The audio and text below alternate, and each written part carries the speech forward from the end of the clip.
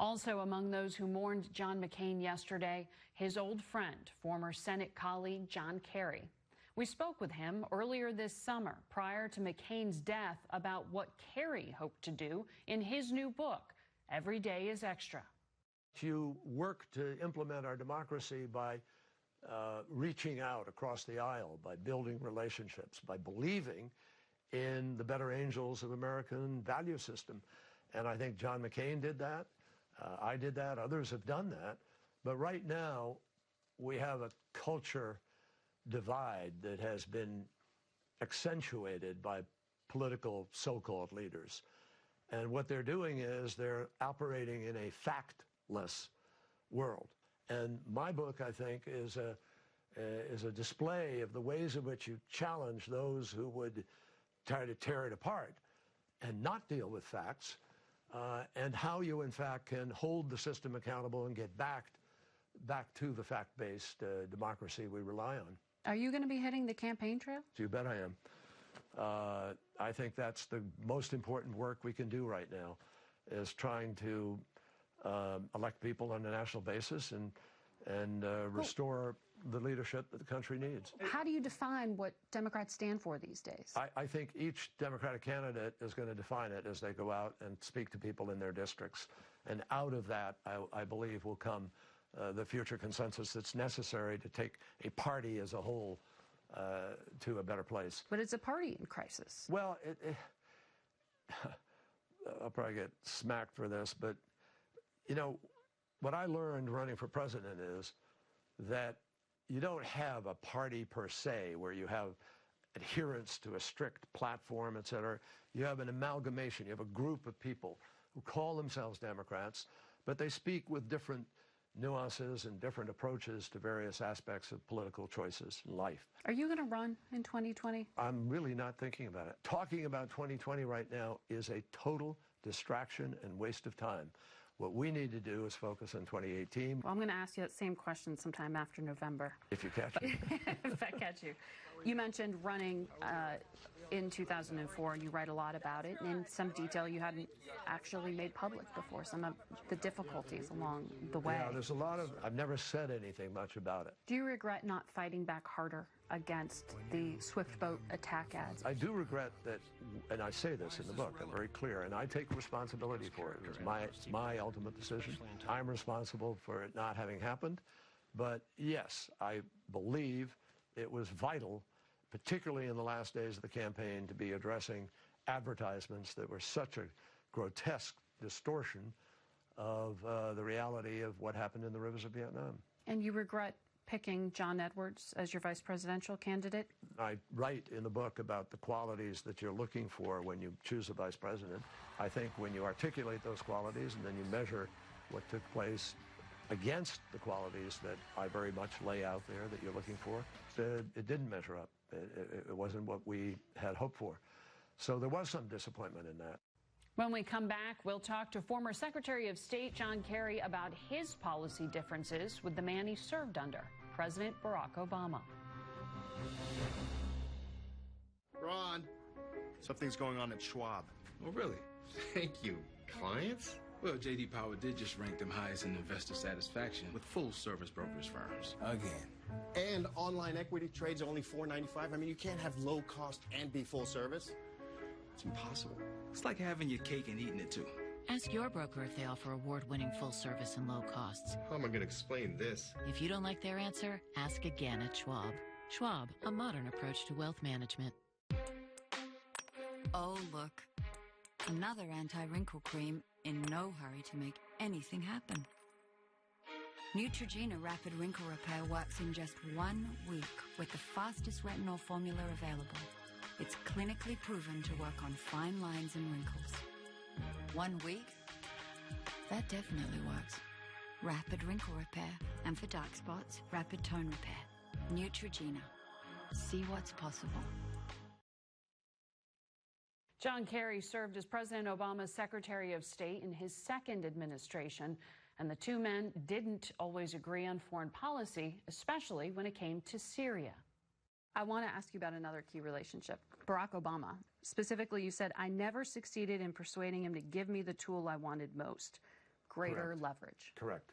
What do That you is- mean? Well, from the moment I was nominated and asked, what about Syria, I said, we have to change Assad's calculation.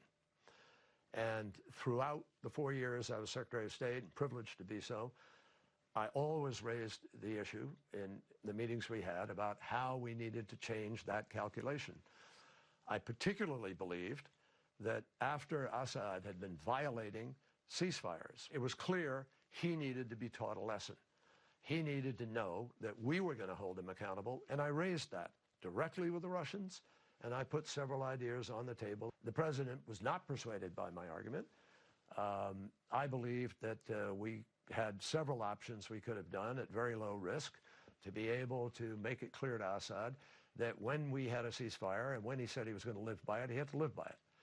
And I thought we should have done that. Was he too and risk-averse? As I say in the book, my job and the job of anybody in a cabinet is to put an idea in front of the president, to argue the idea. The president is the decider. And there is no clarity by which I can say to you, I was 100% right, or the president was 100% wrong, or vice versa. Those are the judgments that are made by a president. But do you think he was too risk-averse? No, I think he had an attitude about Syria and a judgment about Syria. And he had a feeling about where that might take him if he made some of the decisions that I and others proffered. Well, you write about this in detail. It's an entire chapter in the book. Because you, to be very frank, were hung out to dry here. Because you went on television. Write that. I don't say I was hung out that's to my dry, characterization. You know that. I know that. I'm characterizing your retelling, though, where you went out and you made this prosecutorial, very careful argument about the chemical weapons attacks. And what I write about is we paid a price for the way it played out without the red line being enforced by the bombing. But we got the chemical weapons out, which was the objective. Even though there have been chemical weapons attacks since then. We knew there were precursor chemicals, and we knew that there was chlorine, which when mixed, they still had ability. Those aren't declared. That's just the vagary of the system by which they But measure there have been sarin gas weapons. attacks since then, so Yes, that is under the correct. Trump administration. It's absolutely correct. And I supported President Trump's response to those partially.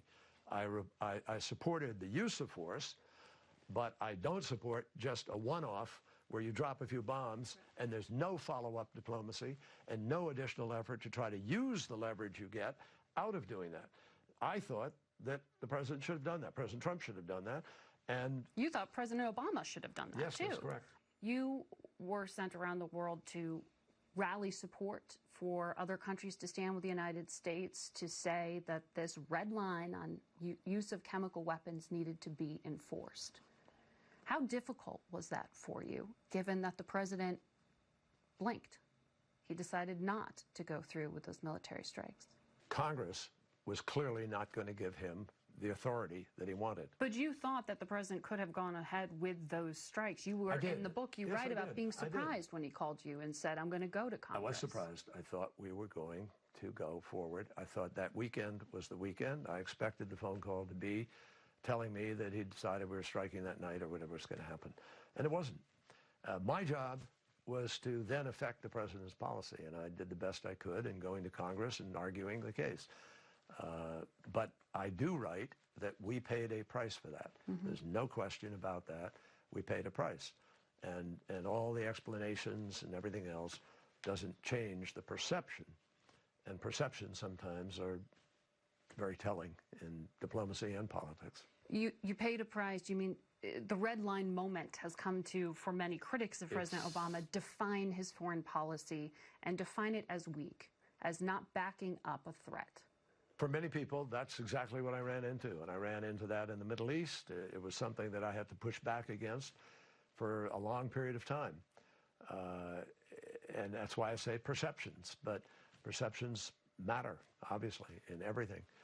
But I don't think it's fair in terms of the president, quote, being weak, because the president took a lot of very tough positions and did a lot of things that evidenced strength and that showed a president who had a very clear moral compass as well as a very clear set of values and principles by which he knew he could protect our country. I'm pressing you on this because you write in the book about thinking even now about what you call the open wounds in Syria, that you think almost every day? Well, the open wound of Syria is that maybe 500,000 people have now died. It was about 100,000 back in 2013 when the chemical weapons attack took place. It has been an ongoing atrocity, a violation of every sense of propriety, of human rights, of diplomatic rectitude. I mean, you run the list of things that are at stake in Syria. It is a sad history for the international community, not just for the United States. It is the failure of the global community to hold a tyrant, a war criminal, accountable for his behavior, and to have come together and tried to end a war. What I'm proud of is that we continually tried. We never stopped trying, even when it was tough, even when it looked bleak. And you took some heat for not stopping. Well, trying. Yeah, we took heat right up into the end, but that's okay by me. Assad is in the driver's seat today because of what Russia and Iran, Hezbollah have done. So we have an open wound.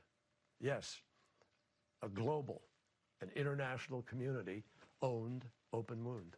In those days, those very intense days when you were working diplomatically to try to build support to stand with the U.S. if they were to go through with a strike, we were at that press conference in London. You asked the magic question. Is there anything that Assad could do? Was your question. Is there anything at this point that his government could do or offer that would stop an attack? Sure, he could turn over every single bit of his chemical weapons to the international community in the next week. Turn it over, all of it. It turned out to be the way we solved a critical problem. It was done purposefully in order to put out there a notion without a formal proposal, just as an answer to your question, which came at the right moment. And within an hour, I had a call from Sergei Lavrov, who said, let's follow up on that. We're interested in seeing if we can make that happen. There'd been a dance going back and forth, and I write about that as to whether or not they could or couldn't do it, were interested in it or weren't interested in it. But after I said it publicly like that, they took that as the possible off-ramp. And it turned out to be the way to get it done. Do you regret that this is the diplomatic off-ramp that you ended up with, that ultimately what you strongly believe should have happened didn't? No, what I regret is that there is, that's such a incredibly powerful perception gained a foothold the way it did that had an impact on people's judgment about what the president was willing to do or not do. Not enforcing the red line. Correct. That's regrettable. It's regrettable for everybody. But I don't regret putting, the idea on the table. And I think it was a terrific outcome in the sense that we got all the declared weapons out of there. Well, because there have been at least 2 large-scale chemical attacks. Correct. In the past few years. Well, and during which time he's had an opportunity to reconstitute and gain a foothold, and there's been no further inspection and nothing else going on.